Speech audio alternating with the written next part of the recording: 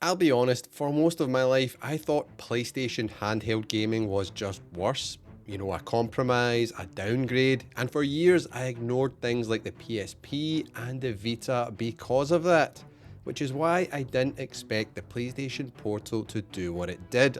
It didn't just change how I play, it completely changed how I think about handheld gaming. So if you're unsure about the PlayStation Portal or you've written it off already, this video is for you. When the PSP and Vita were around, money mattered a lot. If there was one big gaming purchase happening, it was always going to be the home console. The thing connected to the TV, the thing that played the newest games, the right way in my mind, the right way. In my head, handhelds were expensive for what they were. You were paying almost console-like money on some occasions for something that felt like a downgrade, a smaller screen, less power, a compromised experience. So I didn't really give them a chance, not because they were bad devices, but because I thought I already knew what they were. And then came along the PlayStation Portal, and honestly, at first, I thought the same thing, but Remote Play and Cloud completely changed my perspective, really unexpectedly, as I had wanted a dedicated device. However, this wasn't buying into a new ecosystem, this was accessing my games, and that was the key thing for me. The Portal didn't feel like a compromise because it wasn't running cut down versions of games, I wasn't getting a handheld version of anything, I was remote playing the full fat PlayStation 5 versions of the games I already owned. Same saves, same progression, same experience, especially with the beautiful DualSense controller and all the cool things that come along with that, like the haptic feedback and the adaptive triggers. It was just awesome, and it was now portable. That's why I jumped in on day one at launch, and honestly, I don't regret it for a second. What surprised me most wasn't even the technology of the Portal, it was the feeling. Get your headphones on, you've got this smaller screen, no distractions, and I actually stay more focused on the Portal than I do sitting on the sofa with a controller playing my PS5 or PS5 Pro on the big screen. I find when I'm on the TV, it's easy just to pause, check my phone, scroll for a few minutes, and then suddenly, you're not really in the game anymore. On the Portal, for some reason, I don't do that nearly as much.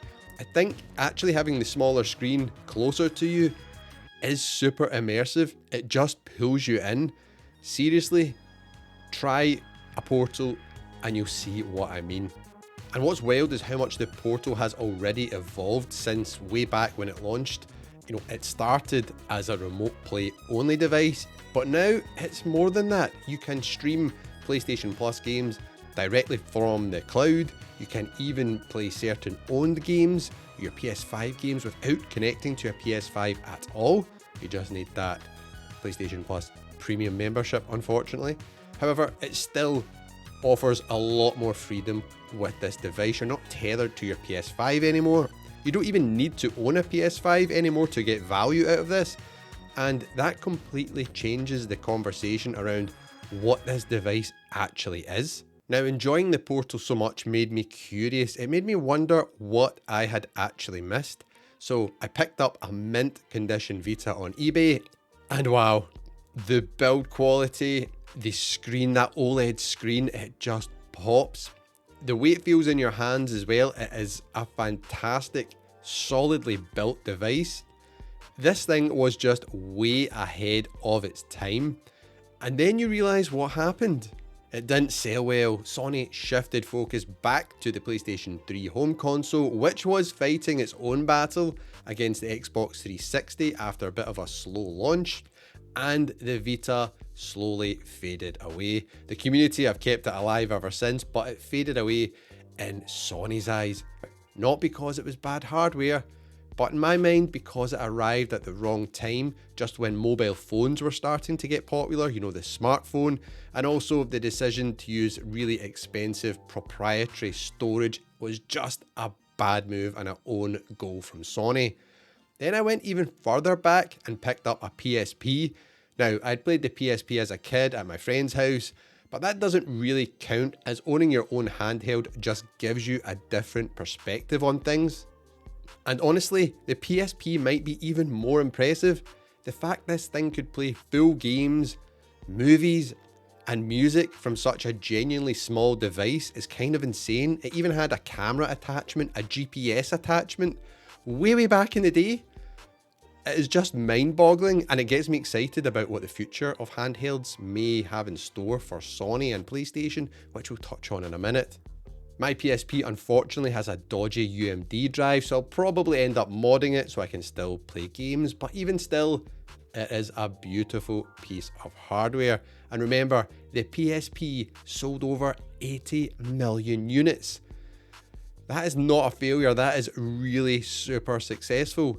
And that makes you ask, why couldn't Sony repeat that success with the Vita? As we mentioned, a lot of it came down to timing. Smartphones were exploding in popularity, mobile gaming was changing expectations overnight and getting more popular, and Sony's proprietary storage was expensive and hard to justify.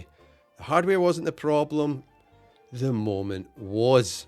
Which brings us on to the PlayStation Portal, which, if you're unsure about it, here's my honest take. It's not here to replace your PlayStation 5, it's here to fix how you actually get time to use it.